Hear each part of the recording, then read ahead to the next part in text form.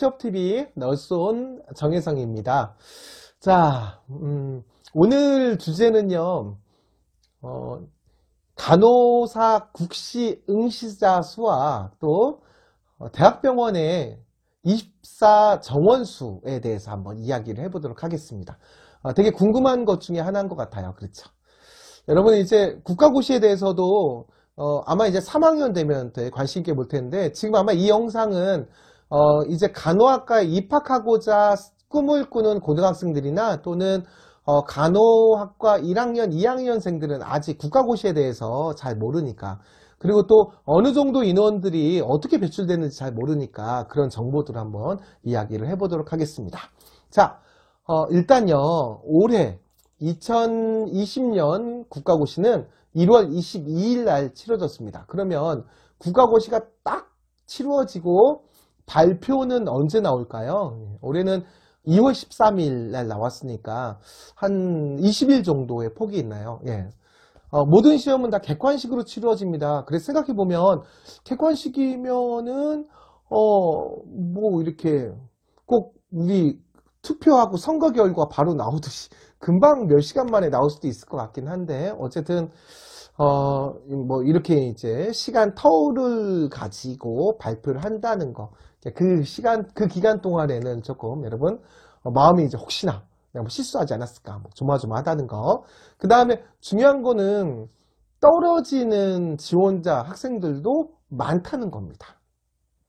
어쨌든 일단 여러분, 그 간호사 면허 시험은 어디에서 치는지 아세요?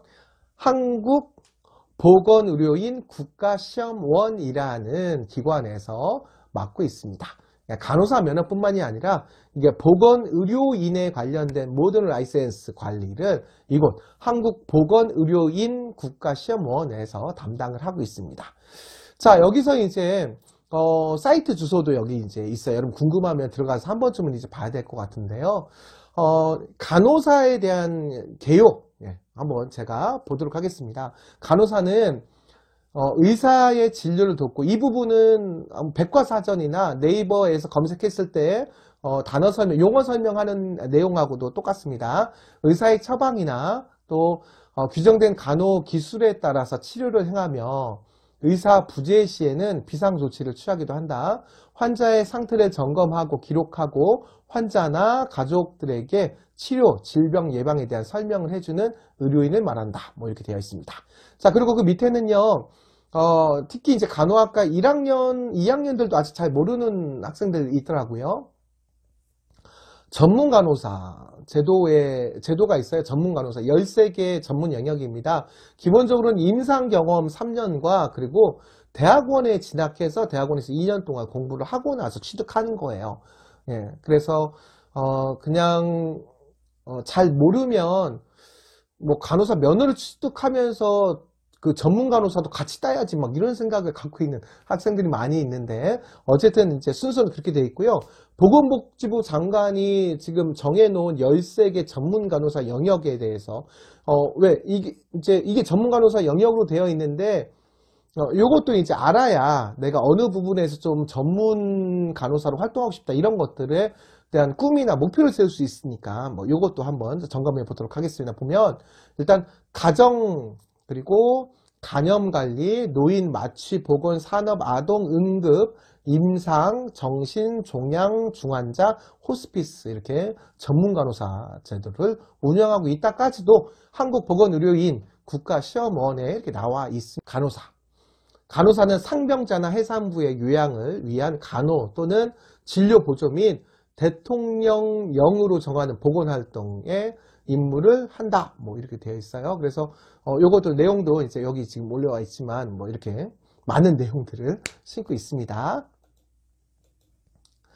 자, 응시 자격. 다음 각 회에 자격이 있는 자는 응시할 수 있습니다. 우리 뭐 쉽게 설명하면 간호대학을 졸업한 사람들만 응시할 수 있죠. 그래서 간호조무사 생활을 뭐 15년, 20년 하면 간호사 라이센스 발급하자 뭐 이런 대강 되게 여러 가지 복잡한 취지에서 간호조무사들의 어떤 쟁의 활동들이 있었죠. 그래서 여기에 또 반발해가지고 그러면 뭐 간호사 생활을 20년 하면은 뭐 의사 줄 거냐 뭐 이런 얘기 나오고 한참 얘기가 있었는데 어쨌든 차이가 있다면 간호사 면허를 취득하기 위해서는 최소 3년에서 거의 이제 4년제의 정규 과정 대학에서 여러분 간호대학을 졸업해야지만 응시할 수 있는 자격을 주는 거고요. 그리고 간호조무사는 이제 학원을 통해서 그 다음에 여기는 자격증을 취득하는 거기 때문에 사실은 이제 그 자격증 관리라든지 교육 뭐 이런 것들이 조금 허술할 수 있고 일단 기본적으로 기간이 짧잖아요. 그쵸? 그러니까 간호사라고 할 수가 없다. 뭐 이렇게 이제 이해를 하시면 될 것 같아요. 자, 각호는 이렇게 되어 있습니다. 일단 평가 인증 기구의 인증을 받은 모든 대학들이 간호대학은 간호평가 인증원 인증받고 있죠. 간호학을 전공하는 대학 또는 전문대학에서 졸업한 사람. 그리고 보건복지부 장관이 인정하는 외국의 각 1호 해당하는 학교를 졸업하고 외국의 간호사 면허를 받은 사람. 그러니까 저는 이런 학생들 많이 만났어요. 왜 그러냐면 저에게 이제 대학병원 취업을 위해서 개인적으로 어떤 준비를 도와달라고 이렇게 연락 오는 그런 학생들 중에서 외국에서 간호대학 졸업하고 외국의 간호사 면허를 갖고 있는 그런 친구들이 한국 시험을 대비하고 또 한국에서 대학병원에 취업하기 위해서 이렇게 또 이제 연락을 많이 받았기 때문에 이렇게 이제 이해되는 내용입니다, 여러분. 자, 그러면 시험 과목 이제 중요한 거 나옵니다. 시험 과목은 몇 개? 8개 과목이에요. 여러분들이 가장 간호학에서 중요하게 생각하는 거, 이 8개 과목은 국시의 과목이지만 또는요, 제 기억으로는 충북대학교 병원이 서류에 그 일반적으로 전체 학점뿐만이 아니라 이 주요 간호학 8개 과목에 대한 점수만 따로 기록을 하도록 지원서에 이렇게 했던 기억이 납니다. 예. 그냥 그만큼 중요하다는 얘기죠. 그렇게 8개 과목이고 전체 문제수는 295문제. 그리고 한 문제당 1점씩이고요. 전체 그러니까 295점 만점입니다. 그리고 모든 문제는 오지선다형 객관식으로 진행을 합니다. 그러면 시험 시간표도 딱 룰이 있어요. 시험 시간표에 대한 룰도 한번 볼게요. 자, 1교시, 2교시, 3교시입니다. 그리고 각 교시는 전부 다 95분, 95분, 그 다음 점심 먹고 오후는 80분 시험으로 치루어지고요. 한 시험 안에, 한 시험지에 이렇게 들어갑니다.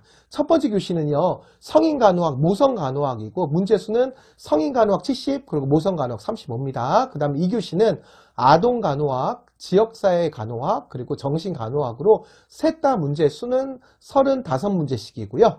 그리고 점심 먹고 나서 오후에 이어지는 시험은 간호관리학, 그리고 기본간호학, 마지막으로 보건의학 관련 법규. 그래서 35문제, 30문제, 20문제 이렇게 해가지고 문제수를 보시면 첫 번째, 두 번째 교시는 105문제, 그 다음에 세 번째 점심 먹고 나서는 85문제. 그래서 시험 시간이 이렇게 95분, 95분, 80분으로 차이가 난다고 이해를 하시면 됩니다.